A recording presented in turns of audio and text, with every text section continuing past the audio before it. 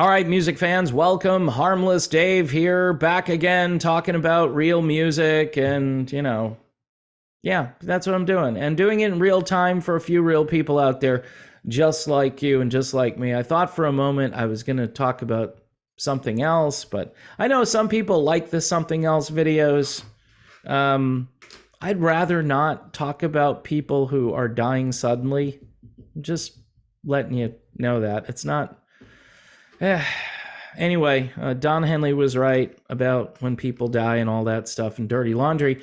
Here's Mecca. The album is called Everlasting. I'm going to be talking about Foreigner, Mick Jones. Where's Mick? Is Mick going to be there? Anyway, you can go listen to Mecca right now. This is a great album. The architect, Joe Vana, who is much like the Mick Jones of Mecca. Seriously, he's that good. He reached out to me, said some really cool things, and I was totally blessed by that. So anyway, Joe Vana, Mecca, if you like Survivor, right? Survivor would be your top reference point, but you could also put Foreigner in there. There are other bands like Giant. That's another band that really pioneered that sound. A little bit of Toto, too, obviously, in the Mecca stuff. There's a little bit of Toto in just about everything, folks. Super underrated, should be in the Rock and Roll Hall of Fame. Talk about influence, right? And like Mick Jones, where's Toto? Toto should be in there, but they're not. So Kelly Hansen is out there talking to this radio station in Massachusetts called 100 FM The Pike about Mick Jones. And he says, well, he's with us whenever he's able to be with us. Now, before I, go on with this, if you're buying tickets to go see Foreigner, right? And some people get to see Mick Jones, and other people don't get to see Mick Jones. Is that fair? Well, seriously, think about it. I mean, it's like the Mick Jones lottery. You spin the wheel, and if it lands on Mick, then you get to see Mick Jones. If it doesn't, then you know what? The band on their final tour, and you don't get to see. See, I do empathize with those people who are a little bit angry that Mick Jones isn't going to be there. But I would say I would do this just to eliminate the possibility. Say, you know what? Mick Jones, he's done a great job, obviously, with this band for many years. He's the architect of the band, according to Kelly Hansen, and Kelly is correct. But Mick, he's a little long in the tooth. He's had some health issues. Lou Gramm at one point speculated and said that Mick was very ill. And then Jeff Pilson came back and said, no, he's not. He's fine. By the way, this is all PR for the show, because if you go out there and you're wondering, is this guy sick? He's not going to show up. Will they cancel the show? If you're worried about that, as a fan, it probably means you might not buy tickets. So you want good publicity, and it would just take it off the table. Well, don't worry about Mick Jones. The show will go on. In fact, Mick only makes an appearance anyway. He's not there for the whole show. Some say it's like 20 or 30 minutes. He comes out, plays on a few tracks. Don't know if he's plugged in. Could be plugged in. I'm hoping he's actually playing live on whatever songs he comes out for. But, don't hold your breath for, you're not going to get an entire show of Mick Jones. He's not up to that. So you're basically holding that out there as a carrot. Like, here's Mick Jones. He might be there. Spin the wheel. When Lou Gramm did the reunion shows, you didn't really know when Lou was going to show up. You had an inclination, maybe based on geographic location. Lou, I think, lives in Rochester, New York. So if the show was kind of close to Rochester, then maybe Lou Gramm would be there. I don't know if it worked out that way. I'd have to go back and see where Lou showed up for those shows. But if you bought tickets for the Lou Gramm show, you're like, wow, this is great. Rock and roll history being made here. So I don't know how fair it is to just hold that out there. Like, yeah, maybe Mick Jones will be here. You're sitting there with your your wife or your whoever, your friends, and you're consuming $14 beers and you're talking and you're enjoying yourself and you're just wondering, did we hit the lottery tonight? Do we get to see Mick Jones? And what kind of condition will he be in when he goes out there? I mean, it's like people watching. I go to these shows and I see people my age, if not older, dressed in a certain way. Just going to be honest, mostly women. And you think to yourself, wow, that's impressive. I wouldn't have done that. Again, not being of the same gender, I definitely wouldn't have done that. But just it's interesting. It's interesting. People want to hold on to 16 as long as you can, because someday changes will come and make you, women and men?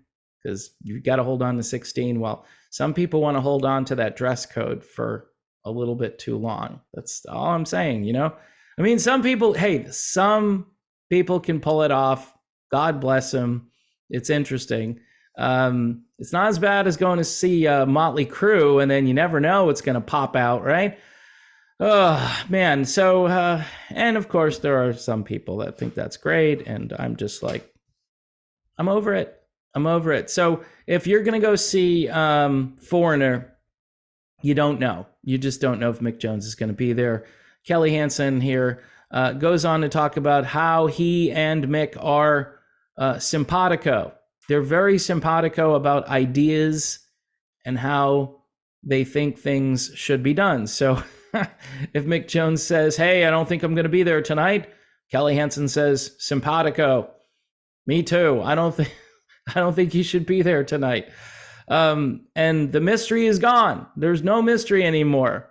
I mean, should they put on the ticket, no original members tonight, or possibly one original member for a short period of time? That's what you're dealing with. Just holding on for dear life. It's just a little bit sad that they try to hold on to that. Every band, you go down the list of all these geezer bands, and there's one guy who's the anchor. Don Henley in the Eagles, technically the only original member in the band. Donald Fagen, Steely Dan. You can go down the list and you'll find maybe one guy, and he's just holding on, or he's the reason people are going to go see the band. Hey, we're going to see Steely Dan. They got no Walter Becker, right? And obviously Steely Dan was like a road show where it had all these great musicians just rotating in and out. But it's kind of just sad that it's been reduced to where it is. That's why if you're a Foreigner fan, I should mention this, that there's a band in Ohio, and they're really good. And the drummer is a friend of mine. The keyboard player, he's a friend of mine. I feel like it's a Jackson Brown, Clarence Clemens thing going on here. But anyway, the band is called Hot Blooded. All right, check it and see. Got a fever of 100. That's just Hot Blooded. So they're really good. Better, I would have to say vocals better than Kelly and closer to Lou. Seriously. I mean, go listen to it. Hot Blooded. They're from Ohio, northeastern Ohio. You've got all these hit songs, and it's just great to hear them. And it's great to hear them performed in a way where you can say, aha, that actually sounds more like the original band than the current original band. Sorry, and I do like Kelly Hansen. I think Kelly has gotten a bad rap over the years. And I've defended him endlessly recently because supposedly he's mimicking Lou Gramm too much. It's the goofiest thing. It's like you go and you're thinking to yourself, yeah, I want this to sound like I remember it, and then somebody's saying, well, you should really develop your own style and stay away from what I did. That way people won't recognize any of the songs. Really, seriously. I mean, I want you to get as close as possible to the way that sounded when it was recorded. That's what I want. And if you can't do that, then maybe somebody else should be in the band. That's the way I look at it. And I've said that over the years. Pick your replacement singers wisely. Don't do it just because they're athletic or good looking or whatever the rationale is. Because when you close your eyes and you can't hear anything that sounds even remotely like it used to sound, you're going to think to yourself, wow, I spent $147 on this one ticket for this, where I could go down to the dive bar about 2 miles from my house, and they've got some tribute band there Friday night. I could go see that, spend a lot less money, and get the same effect. So just some thoughts, some random thoughts from me. That's what I do. Folks, please support the channel if you can. I'm in a revenue apocalypse, which continues. Here's Mecca, Everlasting. I know there are a lot of good causes out there that are more important than my little channel here that's just eking out a meager monetary existence at this point. But anyway, folks, Joe Vana, Mecca, really fantastic.